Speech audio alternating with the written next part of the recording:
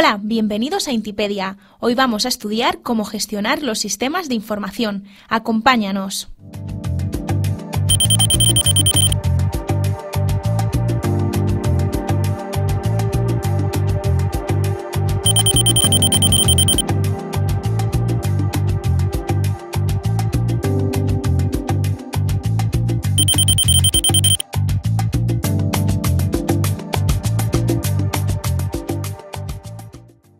En la lección de hoy vamos a analizar la confianza que merecen los sistemas de información con los que trabajamos, ya que dependemos fuertemente de ellos en actividades personales, empresariales o en la administración pública.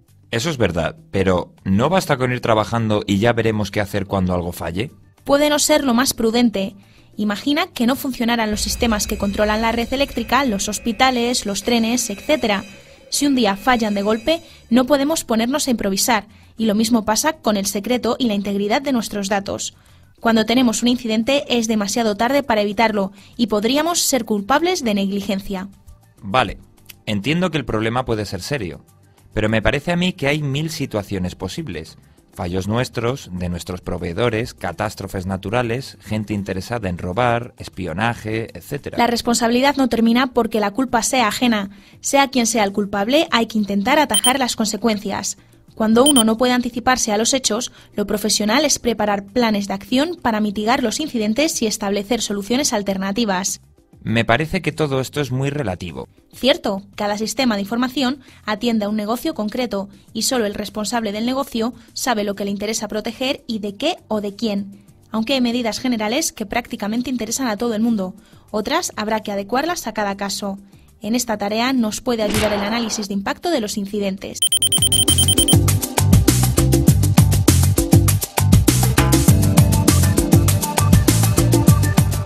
Se llama análisis de impacto al ejercicio de imaginarnos las consecuencias de que haya un incidente, accidental o deliberado. O sea, responder preguntas del tipo ¿qué pasaría si se revela un dato confidencial? ¿Qué pasaría si manipulan nuestra información? ¿Qué pasaría si nos quedamos sin servicio durante X horas? Uf, ¿y eso cómo se calcula? Más que calcularse, hay que preguntar al responsable de la información o el servicio. A efectos del análisis de riesgos, esta estimación del impacto es un dato de entrada. A veces se sabe porque existe una legislación u obligaciones contractuales que marcan obligaciones. La normativa relativa a la protección de datos de carácter personal puede ser un ejemplo. Otras veces hay obligaciones de servicio, como puede ser el suministro eléctrico o que funcione el teléfono. Otras veces es simplemente la estrategia empresarial que ha determinado la dirección. Eso no resulta muy técnico. No lo es un tema de gobierno de la organización. Normalmente es más importante saber el daño que podría derivarse de un fallo de seguridad que saber lo que cuesta el sistema de información en sí mismo. Muy bien. Ahora que ya sabemos qué es lo que nos pasaría si algo falla, ¿qué hacemos? Analizar situaciones. Es lo que se llama análisis de riesgos. No es fácil, cuanto menos es muy laborioso porque los sistemas son muy ricos en componentes y las posibles situaciones se multiplican. Es curioso, hay gente que añade equipos y equipos, funciones y funciones, y no se da cuenta de que lo que es una oportunidad para su negocio es igualmente una oportunidad para el beneficio ajeno o un posible punto de problemas. Comprendo que hay que empezar por un buen inventario e imagino que eso implica entender el negocio, qué información maneja y qué servicios tiene que prestar. Luego habrá que saber qué equipos hemos puesto y quizás las comunicaciones. ¿Voy bien? Correcto, Bernardo. Dentro de los activos no deberías olvidar otras causas de problemas como las instalaciones físicas y las personas relacionadas con el sistema. Lo de considerar a las personas como un activo al principio suena curioso, pero luego la experiencia nos dice que hay más problemas por personal interno que se equivoca o que directamente quiere causar daño que por fallos técnicos. Perdona, pero más que soluciones parece que te encantan los problemas. ¿No eres un poco agorera? Bueno, una cosa es analizar todo lo que anticipemos que puede ocurrir y otra es ponerlo en perspectiva. Tras inventariar activos y amenazas, hay que calificar cada escenario posible para conocer su impacto y su riesgo. El impacto es de lo que hablamos antes, las consecuencias para el negocio que nos traemos. El riesgo va un paso más allá y ordena los incidentes según la probabilidad de que ocurran. Con estas estimaciones podemos priorizar los riesgos y concentrarnos en aquellas cosas más probables y o que traigan las peores consecuencias. Alicia, esas palabras de impacto y riesgo parecen sustanciales. Y lo son. A veces se llaman indicadores del estado de seguridad y sirven para tomar decisiones. El impacto mide lo que puede pasar, el riesgo mide lo que probablemente pase.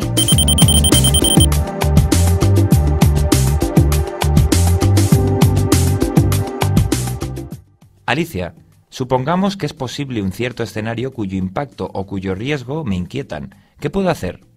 Típicamente tienes 4 formas de afrontar los riesgos. La primera es evitar la situación, la segunda, mitigar el peligro, la tercera, pasárselo a otro y la cuarta, aceptar lo que hay. La primera medida es preguntarnos si necesitamos todo lo que tenemos. Por ejemplo, poner un servidor web público en nuestro servidor de bases de datos puede ser una forma de dar un servicio espectacular a nuestros clientes, pero también abre la puerta a que haya una fuga o un robo de información. Se lo estamos poniendo fácil al ladrón. Podemos separar el servidor de producción del de acceso público y así el escenario de riesgo es otro. La segunda medida es mitigar el impacto, mitigar el riesgo o ambos. El riesgo lo mitigas con medidas preventivas. Por ejemplo, cifrando el disco duro reduces las oportunidades de que la información acabe en malas manos si pierdes el portátil en un taxi. El impacto se reduce con medidas reactivas o de recuperación. Por ejemplo, si tienes copias de seguridad, no impides que se pierda un fichero o que se averíe el servidor de bases de datos, pero sabes que te recupera rápidamente y sigues trabajando. Antes hablaste de aceptar los riesgos. Suena absurdo. ¿Quién quiere aceptar un riesgo? Aceptar riesgos es parte de nuestras decisiones rutinarias. Hay que equilibrar riesgos y posibles beneficios. Muchos montamos en avión pese al riesgo de que se desplome y ponemos tiendas web porque el beneficio del comercio electrónico creemos que compensa el riesgo de fraude. Estas decisiones son una vez más de gobierno del negocio. No las puede tomar un técnico, las tiene que tomar la dirección. Muchas actividades consisten en buena medida en asumir riesgos para alcanzar unos ciertos beneficios. Lo que el análisis de riesgos proporciona es la información para saber qué nos estamos jugando y tomar decisiones informadas. Ya veo. También hablaste de pasarle el riesgo a otro. Suena raro eso, ¿no? Quizás es por la forma de decirlo. Contratar un seguro es pasarle el riesgo a la aseguradora. Subcontratar un servicio con un acuerdo de niveles de servicio es pasarle el riesgo al proveedor.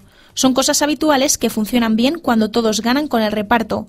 Date cuenta de que los servicios horizontales diluyen el riesgo al tratar con muchos clientes. Si se quema tu casa, tu pérdida es enorme, pero para la aseguradora es una casa quemada entre miles de casas aseguradas y las cuentas salen para las dos partes. Es curioso, ahora está de moda hablar de compartir riesgos para resaltar que el asunto incumbe a todas las partes y que lo que se busca es ubicar el riesgo en el lugar ideal.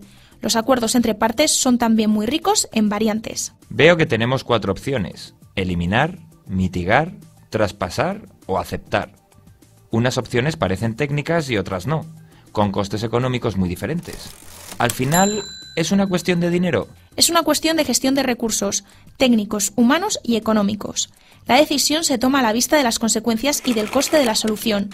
El análisis de riesgos te califica las consecuencias y tú verás cuántos recursos pueden justificarse para la solución. Al final hay que llegar a un equilibrio. La máxima a recordar es que el coste de las medidas de protección no puede superar el bien protegido. Muy interesante. En cualquier caso, los análisis de riesgos no serán para toda la vida, ¿o sí? En mi empresa hay sistemas de información que no han cambiado en años. Pues en un mundo dinámico, el análisis de riesgos ha de ser tan dinámico como el mundo. El contexto suele cambiar. El riesgo no es solo asunto tuyo. El riesgo analiza lo que puede ocurrirle a tu sistema enfrentado a un cierto entorno. Los cambios del entorno hay que seguirlos con cuidado, no solo porque hay atacantes. Cada cambio de legislación o de prácticas sectoriales obliga a analizar de nuevo. Hay que ser muy ágiles y muy rápidos. Más vale un análisis de riesgos de trazos gruesos que un análisis perfecto. La gestión de riesgos es para tomar decisiones estructurales. Los detalles son para combatir los incidentes concretos.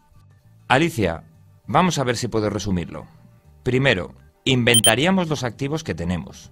Segundo, analizamos los incidentes que pudieran ocurrir. Tercero, añadimos las medidas de seguridad. Y después, calculamos el impacto y el riesgo.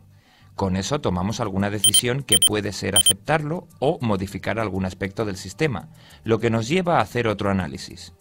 Y eso es recurrente. Por una parte, hay que tomar decisiones para ya. Y por otra, hay que irse adaptando a los cambios que vayamos percibiendo, sean por nuestra parte o por el entorno. Lo has resumido muy bien, Bernardo. Ahora hay que ser metódicos para que no se nos pase nada. No olvides que todo lo imprevisto es un riesgo oculto ante el que no estaremos preparados.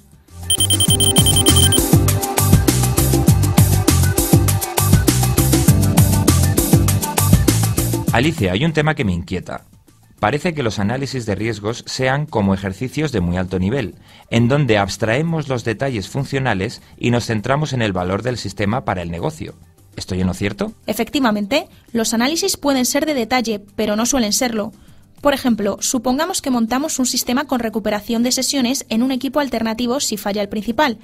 Técnicamente es un montaje complejo, pero desde el punto de vista de seguridad se simplifica muchísimo. La confidencialidad y la integridad de la información debe mantenerse igual en todos los equipos, y la disponibilidad se limita a imponer un tiempo máximo de interrupción del servicio. Es lo que imaginaba. Pero la consecuencia de lo anterior es que dependemos mucho del arte del analista. Y a mí, no sé, las cosas artesanas en materia de seguridad me dan un cierto vértigo. Y no te falta razón, Bernardo. No creo que el análisis de riesgos sea 100% independiente del analista. Se trata de una actividad de consultoría donde hay un factor humano no despreciable. Lo que hay que hacer es seguir un método de forma que el análisis sea homologable y estar siempre preparados para poder explicar el porqué de las conclusiones. ¿Y existe un método universal para ello? Pues sí, hay bastante consenso alrededor de las normas de análisis de riesgo de ISO, que establecen una serie de marcos de nomenclatura y actividades. Por cierto, estas normas no se limitan solo a la seguridad de la información, sino que unifican riesgos de diferentes tipos para poder tomar decisiones combinando riesgos laborales, riesgos financieros, riesgos técnicos, riesgos medioambientales, etc. Muy bien, ya me voy enterando. Entiendo entonces que esa creatividad del analista puede estar encauzada, por ejemplo, usando herramientas que impongan una metodología. ¿Eso es posible? Sí, claro. De hecho, hacer un análisis de riesgos sin herramientas raya en lo heroico. En todo caso, sería imposible de mantener y de hacer los análisis marginales pertinentes para los cambios constantes del sistema y del entorno. En España, la Administración Pública lleva varios años liderando actividades para analizar y gestionar riesgos en los sistemas de información. El motivo no es otro que el proceso administrativo y las actividades de la Administración. Como resultado de esta inquietud, podemos citar Magerit y Pilar.